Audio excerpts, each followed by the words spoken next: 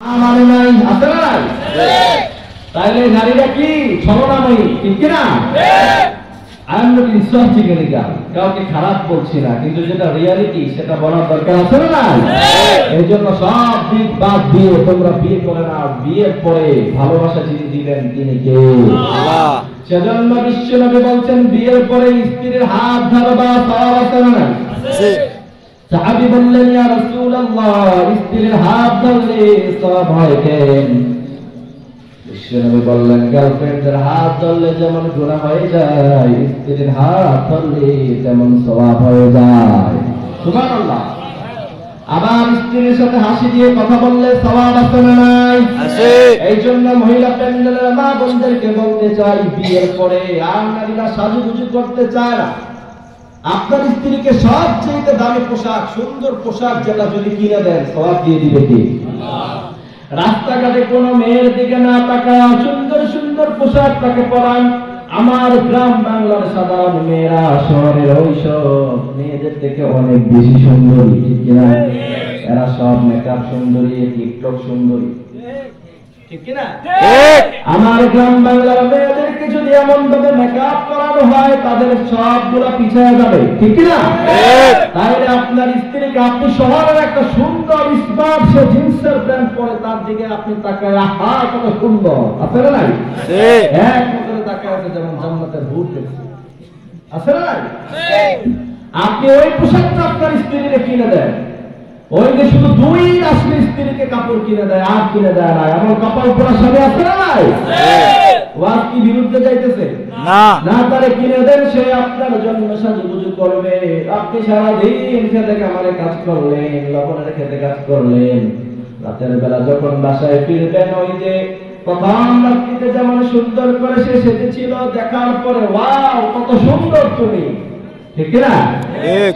এখন যখন 10 বছর বিয়ের বয়স হয়ে গিয়েছে, আজ যদি সে ওই সুন্দর ভাবে সাজে, আজও আপনার বিবাহের সেই স্মৃতির কথা যিনি মনে করায় দিবেন তিনি।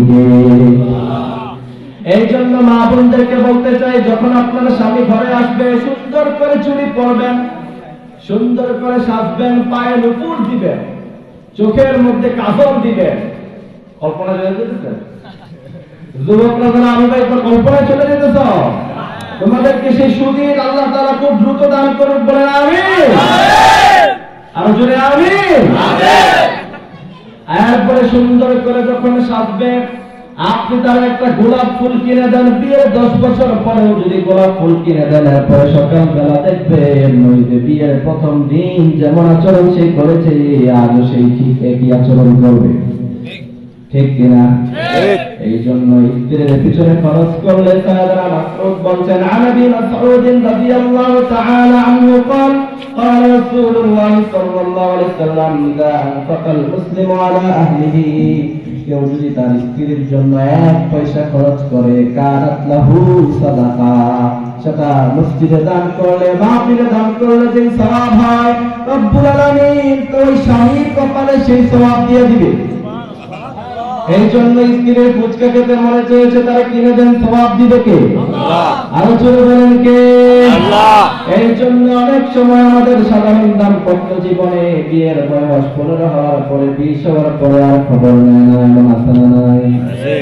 এই জন্য খবর নিতে হবে, আবার মনে করতে হবে ওই যে প্রথম রাত্রিতে বিয়ে হয়েছিল কত সুন্দর ছিল তুমি, সে তো তোমার পরিবারের সময় দেওয়ার কারণে তার পেট বড় হয়েছে, তোমার বাচ্চা জন্ম দেওয়ার কারণে তার স্কিনগুলি ঝুলে গিয়েছে, সে অনেক সুন্দরী রমণী ছিল, তার এই সৌন্দর্য যেহেতু সব তুমি মিটিয়েছ, সেই জন্য যতদিন তোমার স্ত্রী বাঁচবে কেয়ার করার দরকার আছে না নাই?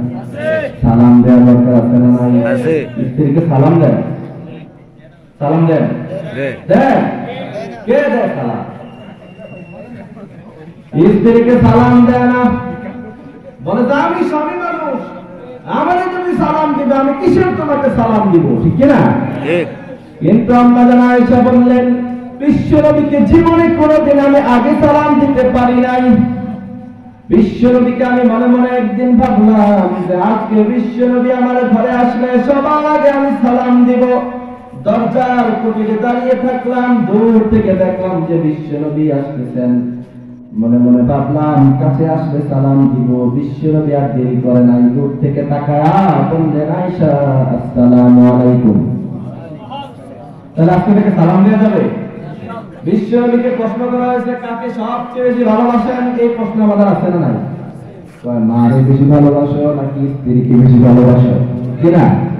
মায়ের জায়গায় বিশাল কথা, যে মা তোমাকে 10 মাস 10 দিন গর্ভে ধারণ করলো, তার সাথে যদি এমন বেয়াদবি করো যে সে জবান দিয়ে শুধু উপ বলেছে, রব্বুল আলামিন বললেন তোমার দুনিয়া শেষ আখিরাত শেষ। কিন্তু সেই তাই বলে স্ত্রীর সাথে তাকে মিলানো যাবে না। বিশ্বনবীকে প্রশ্ন করা হলো কারে সবচেয়ে বেশি পছন্দ করেন? বিশ্বনবী কোনো চিন্তা ছাড়াই বললেন ক্বালা আয়েশা, আমি আমার আয়েশাকে সবচেয়ে বেশি ভালোবাসি। সুবহানাল্লাহ বলেন না? আবার আমাদের স্ত্রীরা আমাদের সাথে রাগ হলে মাথা চিন্তা কেন এক্ষুনি তুমি বাপের বাড়িতে পাঠাবো, আছে না? আমাদের আয়েশা বিশ্বনবীর সাথে রাগ করতেন। আল্লাহু আকবার।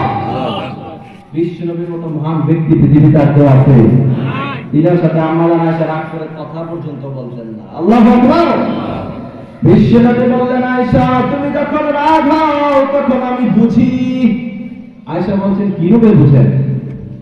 আমাদের আয়েশার মতো রাইফুল মুহাদ্দিসিন, এত মহিয়সী নারী, আর বিশ্বনবীর মতো মহামানবকে স্বামী হিসেবে পাওয়ার পরেও তিনি স্ত্রী হিসাবে তিনার স্বামীর সাথে রাগ করেছেন। সুবহানাল্লাহ। এই জন্য এটা খুবই নেচার, এটা বুঝতে হবে। তো বিশ্বনবী বলছেন আমি বুঝি তুমি যখন রাগ হও। আর আমাদের স্ত্রীরা রাগ হলে 3 দিন পর্যন্ত কথাও আমরা কই না, ঠিক কিনা? আমাদের আয়েশা বলছেন কিভাবে বুঝেন? বলছেন আমি তুমি যখন আমার উপর রাগ হও তখন তুমি বলো ইব্রাহিম আলাইহিস সালামের আল্লাহ আপনি আমাদের উপর রহম করেন, দোয়ায় তুমি আমার নামটা পর্যন্ত দেন না। আর যখন আমার উপরে খুশি থাকো তখন তুমি বলো মুহাম্মদ সাল্লাল্লাহু আলাইহি সাল্লামের আল্লাহ আপনি আমাদের উপর রহম করেন। সুবহানাল্লাহ। তার মানে আমাদের আয়েশা রাগ করতেন। আমার বিশ্বনবী বলছেন তোমার স্ত্রীর কাছে যদি তুমি ভালো পুরুষ হতে পারো তাহলে প্রকৃতপক্ষে তুমি ভালো পুরুষ, আর যদি তুমি তোমার স্ত্রীর কাছে খারাপ হও তাহলে প্রকৃতপক্ষে তুমি খারাপ পুরুষ। আর আল্লাহ হাবিব বলছেন আমি আমার স্ত্রীর কাছে সবচেয়ে ভালো পুরুষ। সুবহানাল্লাহ।